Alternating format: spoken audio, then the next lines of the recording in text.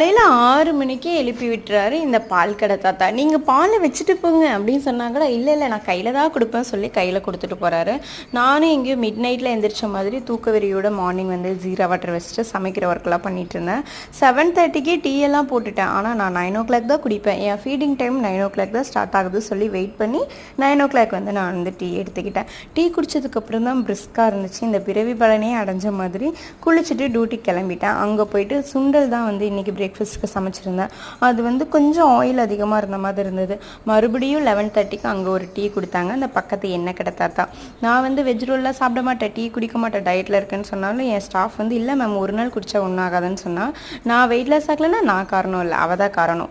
லஞ்சுக்கு 3 சப்பாத்தி கொஞ்சம் தேங்காய் சட்னி வந்து நான் எடுத்துக்கிட்டேன். நைட் எப்பயும் போல் ரிட்டன் வீட்டுக்கு வந்துட்டு நான் வந்து துணியெல்லாம் கொஞ்சம் மடித்து வச்சுட்டு நாளைக்கு ஹேர் வாஷ் பண்ணணுன்னால ஆயில் வந்து கொஞ்சம் லைட்டாக ஹீட் பண்ணி தலைக்கு மசாஜ் கொடுத்துட்டு தூங்கிட்டேன்.